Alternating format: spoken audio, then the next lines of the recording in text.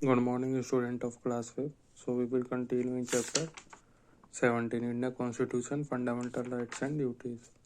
Fundamental rights are rights to which every Indian is entitled simply because he or she is a human being. In a democracy, every citizen has certain rights that the state cannot take away from them. These rights guarantee equal opportunities and privileges to all Indians. They generate a feeling of protection to all Indians, especially to the marginalized section of the society. Our fundamental rights are the pillar of Indian democracy. The fundamental rights in India are as follows. Right to equality includes equality before law.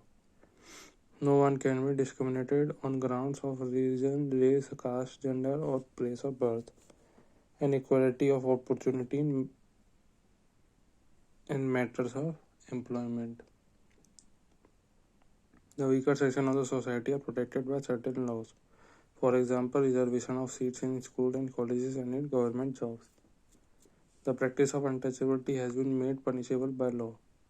All titles given because of special status and rights have also been abolished. Right to freedom provides every citizen of the country the freedom of speech and free expression of thoughts.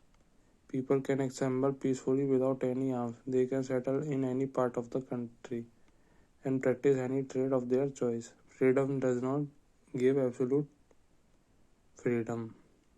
It has restrictions so that the freedom of the others is not affected. Right to freedom of religion gives people the freedom to choose any religion they want to practice. No one can be forced to practice any religion. Right to education provides free and compulsory education for all children from the age of 5 to 14 years. Right against exploitation bans child labor and using people in any unfair way. No one can be forced to work without his or her wish or without wages. Cultural and educational right gives people of minority groups like Christians, Sikhs, Muslims, etc. the right to preserve, protect and develop their custom, tradition, culture, language or script.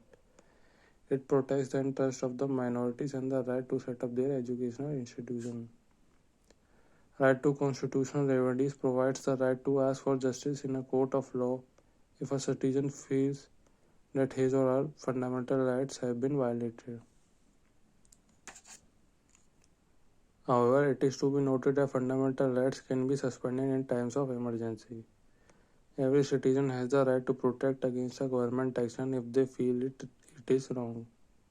But these protests must be carried out peacefully with respect for the law and for the rights of the others.